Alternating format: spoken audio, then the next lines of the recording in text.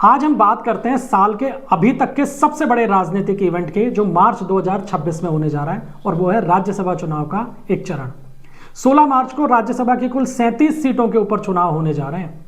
चुनाव आयोग ने शेड्यूल जारी कर दिया है और जिन 37 सीटों पर चुनाव होंगे वो 10 राज्यों से जुड़ी हुई है। लिहाजा ये एक बड़ा सवाल है कि इन 37 सीटों में हिस्सेदारी किसकी ज्यादा होने वाली है। क्या एनडीए और मजबूत होकर सामने आएगा या इंडिया ब्लॉक एक बार फिर एनडीए के ऊपर भारी पड़ेगा। समझते हैं इन तमाम समीकरणों को और बताएंगे कि क्या बीजेपी मजबूत होगी या कांग्रेस लाभ उठाएगी। चलिए शुरू करते हैं। सबसे पहले बात करेंगे कि किन राज्यों से कितनी सीटें खाली हो रही हैं, यानी जो 37 सीटें हैं उनमें किस राज्य के कितनी हिस्सेदारी है। तो सबसे ज्यादा 7 सीटें खाली होने जा रही हैं महाराष्ट्र से। उसके बाद 6 सीटें हैं तमिलनाडु की। बिहार और पश्चिम बंगाल की हैं 5-5 सीटें। ओडिशा की हैं 4। तेलंगाना, छत्तीसगढ़ और हरियाणा की 2-2 सीटें हैं और सबसे कम 1 सीट हिमाचल की है जिस पर चुनाव होने जा रहे हैं। अब जिन स्टेट्स में राज्यसभा के चुनाव होने जा रहे हैं 37 सीटों पर, उनमें से 6 यानी 10 में से 6 स्टेट ऐसे हैं जहां एनडीए सत्ता में है और 4 स्टेट के अंदर इंडिया ब्लॉक सत्ता में है। अब अगर इन 37 सीटों में हम उन बड़े चेहरों की बात करें जिनका कार्यकाल समाप्त होने जा रहा है, तो सबसे बड़ा राजनीतिक चेहरा तो शरद पवार का ही है। महाराष्ट्र से शरद पवार रिटायर होने जा रहे हैं। शिवसेना यूबीटी से प्रियंका चतुर्वेदी का कार्यकाल खत्म हो रहा है। केंद्रीय मंत्री रामदास अठावले का भी कार्यकाल खत्म हो रहा है और वो भी महाराष्ट्र से ही सदस्य हैं राज्यसभा के। इसके अलावा बिहार से राज्यसभा के उपसभापति हरिवंश नारायण सिंह जो जेडीयू से हैं, उनका कार्यकाल खत्म हो रहा है। तेलंगाना से कांग्रेस के वरिष्ठ नेता और सुप्रीम कोर्ट के जो सीनियर एडवोकेट हैं अभिषेक मनु सिंह भी, उनका भी कार्यकाल समाप्त होने जा रहा है। और इसके अलावा हरियाणा से बीजेपी की वरिष्ठ नेता किरण चौधरी का भी कार्यकाल खत्म हो रहा है। तो ये वो चेहरे हैं जो कि रिटायर होंगे अब। लेकिन अब इनमें से किसको दोबारा पार्टियां टिकट देती है, ये देखना रोचक होगा। अब इन 37 सीटों के समीकरणों के आधार पर यह देखने से पहले कि बीजेपी फायदा उठाएगी या कांग्रेस, ये समझने की कोशिश करते हैं कि राज्यसभा में अभी स्थिति क्या है, बहुमत किसके पास में, किस गठबंधन के पास या किस पार्टी के पास कितनी सीटें हैं। तो अभी जो राज्यसभा का नंबर गेम जो है उसमें कुल 243 सीटें आ रही हैं, जिनमें एनडीए के पास में 134 सीटें हैं, यानी एनडीए के पास बहुमत है। और एनडीए की इन 134 सीटों में सबसे बड़ी हिस्सेदारी बीजेपी की है, जिसके पास 103 सीटें हैं अकेले। इसके अलावा शिवसेना शिंदे है, एनसीपी अजीत पवार है, जेडीयू है, इन तमाम जो बीजेपी के सहयोगी दल हैं इनके पास लगभग 31-32 सीटें हैं। अब अगर इंडिया ब्लॉक की बात करें तो इंडिया ब्लॉक का जो पूरा का पूरी ताकत है इंडिया ब्लॉक की, वो 79 to 80 सीट्स के ऊपर सीमित है, जिनमें कांग्रेस के पास 27 सीटें हैं, तृणमूल के पास 12 हैं, डीएमके के पास 10 हैं और बाकी जो छोटे दल हैं उनके पास मिलाकर 25 से 26 सीटें हैं। और कुछ ऐसे दल हैं जो ना एनडीए का हिस्सा है ना इंडिया ब्लॉक का, जैसे बीजेडी है, बीआरएस है, इनके भी करीब 30 से 31 राज्यसभा के सांसद हैं। तो हम कह सकते हैं कि राज्यसभा में अभी यानी फिलहाल एनडीए कंफर्ट जोन में है, उसके पास बहुमत है। लेकिन इन 37 सीटों पर जो चुनाव हो रहा है, क्या इसके बाद ये बहुमत खत्म हो जाएगा? क्या इंडिया ब्लॉक एक बार फिर ताकतवर होकर सामने आएगा? ये एक बड़ा सवाल है और इस सवाल का जवाब ढूंढने से पहले हमें यह समझना पड़ेगा कि इन 37 सीटों के ऊपर वर्तमान स्थिति क्या है, यानी इन 37 सीटों में से किसकी कितनी हिस्सेदारी है। तो अगर इसमें सबसे बड़ी हिस्सेदारी की बात करें तो वो है इंडिया ब्लॉक की। इंडिया ब्लॉक के पास में इन 37 में से 18-19 सीटें हैं, जिनमें कांग्रेस, डीएमके और टीएमसी तीनों के पास 4-4 सीटें हैं और बाकी दलों के पास 6 से 7 सीटें हैं।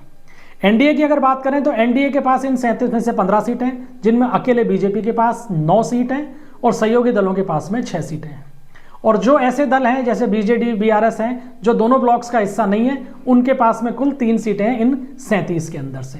तो चूंकि विपक्ष की हिस्सेदारी ज्यादा है तो खोने की संभावना भी ज्यादा है। और अब बात कर लेते हैं उस पॉलिटिकल अर्थमेटिक की जो मार्च के बाद में राज्यसभा के सदन की तस्वीर बदलने जा रहा है, क्योंकि जिन 37 सीटों पर चुनाव होने जा रहे हैं उसमें इंडिया ब्लॉक को एक बड़ा झटका लगने वाला है।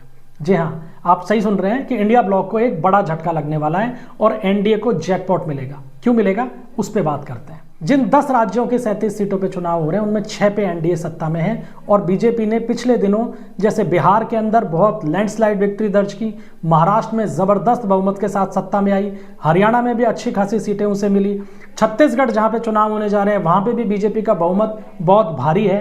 तो कुल मिलाकर जो एनडीए शासित राज्य हैं उनमें एनडीए के पास में सीटें बहुत ज्यादा हैं और यही कारण है इन 37 सीटों के अंदर साफ तौर पर एनडीए बहुत बड़ी बाजी मारने जा रहा है। और यह स्थिति तो तब है जब क्रॉस वोट की बात नहीं की जाए। क्रॉस वोट के आधार पर अगर एनडीए ने सेंधमारी और कर ली तो वो बात अलग है। तो अब इन 37 सीटों को देखते हैं तो एनडीए को फायदा कहां हो रहा है।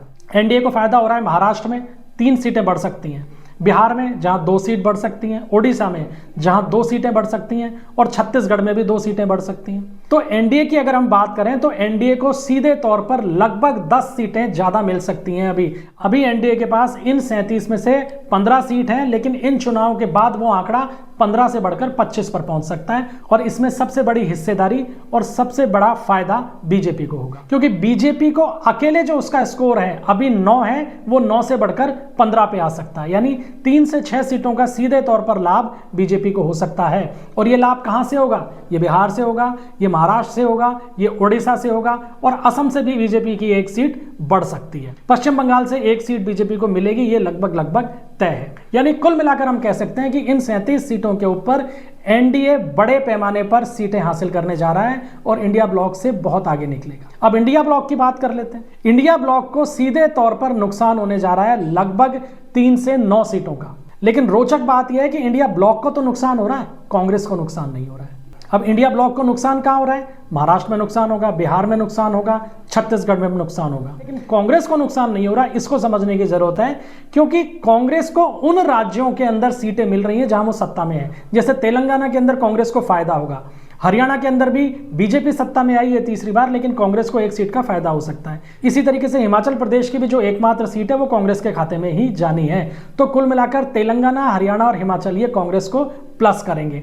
बिहार में जो बड़ा नुकसान इंडिया ब्लॉक को होगा वो कांग्रेस को नहीं होगा, वो बड़ा नुकसान होगा आरजेडी को, क्योंकि आरजेडी को विधानसभा के अंदर बड़े पैमाने पर सीटें खोनी पड़ी। कांग्रेस के पास तो वैसे भी बहुत कम सीटें थी, लिहाजा इंडिया ब्लॉक के अंदर जो नुकसान हो रहा है वो कांग्रेस का नहीं हो रहा। कांग्रेस के पास इन 37 में से 4 सीटें थी अभी, और वो इन चुनाव के बाद में 5 सीटें जीत सकती हैं। जैसे तेलंगाना, हरियाणा और हिमाचल से उसको फायदा होगा, वहीं महाराष्ट्र और छत्तीसगढ़ में कुछ नुकसान होगा, लेकिन ऑल ओवर 1 सीट कांग्रेस की बढ़ जाएगी। टीएमसी की अगर बात करें तो 4 सीटें हैं, 4 वापस जीत जाएगी, चारों पश्चिम बंगाल से होनी है।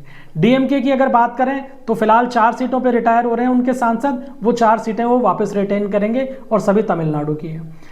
आरजेडी की अगर बात करें तो 2 सदस्य रिटायर हो रहे हैं, लेकिन जीतने की संभावना 1 की भी नहीं है, या बमुश्किल अगर कोई जीता तो 1 सांसद जीतेगा।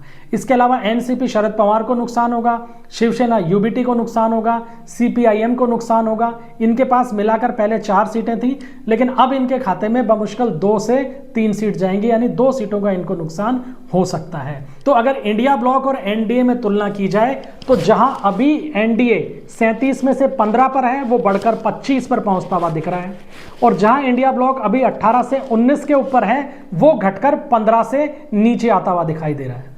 तो ये साफ तौर पर माना जा सकता है कि मार्च 2026 के जो ये राज्यसभा चुनाव होने जा रहे हैं, ये केवल रूटीन एक्सरसाइज नहीं है, ये मोदी सरकार के लिए राज्यसभा में वीटो पावर हासिल करने की दिशा में एक बड़ा कदम है। अगर ये 10 से 11 सीटें एनडीए की बढ़ जाती हैं, जो कि लगभग तय नजर आ रहा है, तो इनका बहुमत पहुंचता है 145 के आसपास, और आने वाले समय में बड़े और कड़े विधायी फैसले लेने में ये जो बहुमत का आंकड़ा है, ये बहुत बड़ी मदद करेगा एनडीए की और बीजेपी की। क्या विपक्ष कोई चमत्कार दिखा पाएगा? क्या क्रॉस वोटिंग से ये जो जीत और हार का आंकड़ा है ये बदल सकता है? अपनी राय जरूर कमेंट सेक्शन में दीजिएगा। वीडियो अगर पसंद आया हो तो लाइक कीजिएगा, शेयर कीजिएगा और चैनल को सब्सक्राइब जरूर कीजिएगा। मिलते हैं अगले वीडियो में, तब तक के लिए इजाजत दीजिए। जय हिंद, जय भारत।